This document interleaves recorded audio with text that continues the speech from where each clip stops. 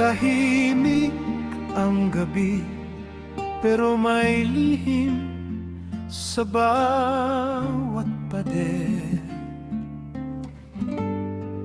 May matang nakamasi at may katotohanang nakabaon sa dilim. Sa lansangan ng gutom at uso, mga batang walang laman ang sikmura. Habang sa telebisyon ay may palabas ng mga ngiting puno ng kasinungalingan. May tulay na di matapos-tapos, kalsadang sira kahit bagong gawa. Pondo raw ay nawala kasama ng pangakong ipininta.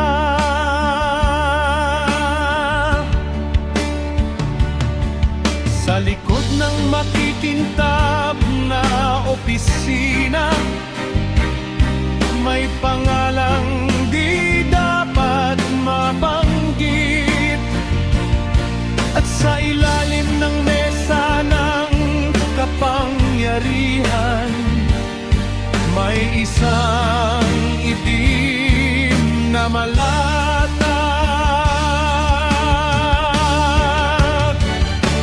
Ang maleta, tahimik pero sumisigaw. Bit-bit ang dugo ng bayan at perang ninakaw.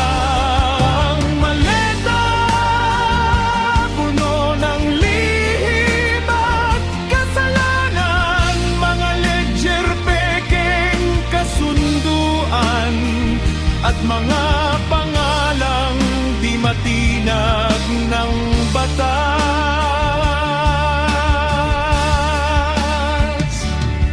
May code ng account sa ibang bansa, mga kontratang pirmado sa dilim, mga ahensyang bayad ang katahimikan, at mga mambabatas na nabili na rin. Pamilya ng hari sa palasyo, nakaupo sa gintong trono, habang ang tarong bayan ay nalulunod sa pangakong walang totoo.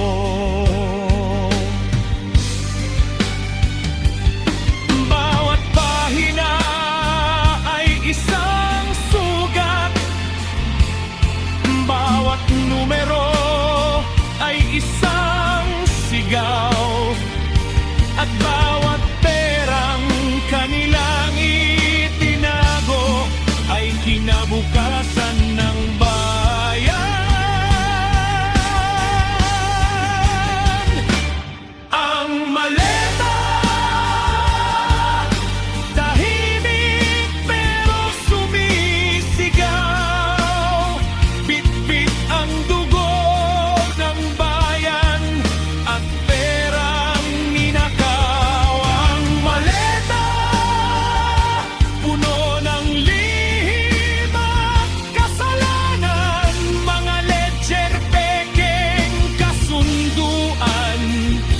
mga pangalang di matinag ng batas.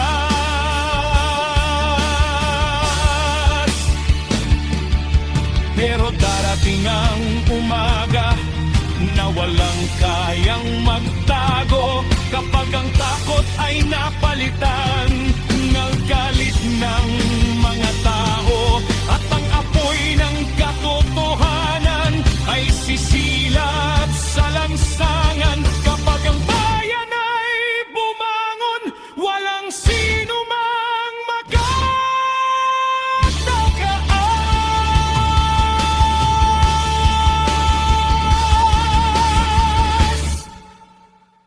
mabiyak na gitara at mabibigat na tambol. Ang maleta, hindi lang kahon ng pera, kundi puntot ng dangal ng bansang ipinagbili nila. Ang maleta ngayon ay hawak ng bayan at bawat lihim ng nakatago ay magiging wakas ng kanilang kaharian. Sa dilim nagsimula, sa liwanag magtatapos,